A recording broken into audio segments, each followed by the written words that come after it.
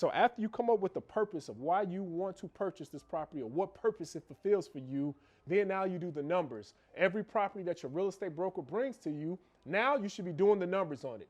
First thing you want to know, what's the price? Second thing you want to know, what's the ARV? And then now you want to have your contractor come out and give you an estimate on how much it will cost to fix up the property for you.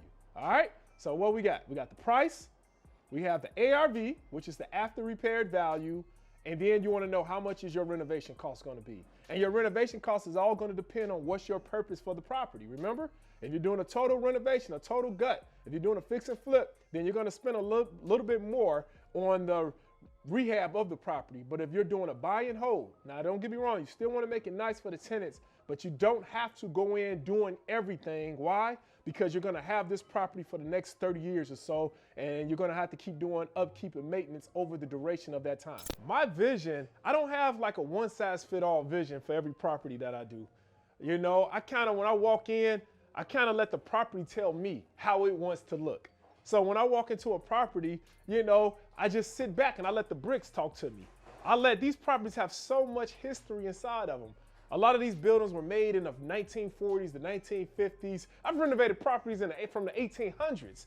And when I walk in, I kind of, you know, I kind of say, hey, I just sit back and walk through and I kind of just look around.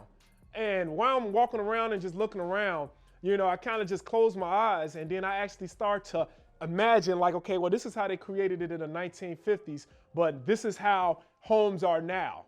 So I kind of take what they've done and then I put together the vision in my head of what's going on now. And I take that style and I kind of combine the two together. And so it's almost like, you know, creating a vision, let's say for your life, right? So if you're sitting here, you know, and you're like, okay, in your teens or whatever, you're younger, and you're saying, this is what I want my life to look like. All right, you have to close your eyes and see yourself in the finished product. You got to see yourself at the finish line of how it is you want yourself to look. And then you reverse engineer now and then write down what steps do I need to take to get to that place in my life. In that same way, I need you to see the finished product in your properties. I need you to see the finish line. I want you to go beyond that. I want you to see furniture in here, right? I want you to see furniture. I want you to see people in here renting your place out. I want you to actually get to the point where you're seeing a person buying your place. So when a new buyer is walking through your place, I want you to imagine them saying, oh, wow, these floors are beautiful. Oh, wow, this is some great paint color. So what paint color is it that you see that they're talking about? When they're sitting here walking through your place and they're looking at the light fixtures and how it's spaced out and the different chandeliers you got, and they're saying, man, this is beautiful. What chandelier are you seeing in your head? What trim? How does the staircase look? Is it carpet on the stairs? Is it wood? What is it that you see that's making a buyer so excited? When a buyer comes in and they're saying, wow, this is beautiful. What are they saying wow to? Whatever it is, go take that vision out and then bring it into real life. All right? I need you guys to start developing your vision. I need you to start seeing it.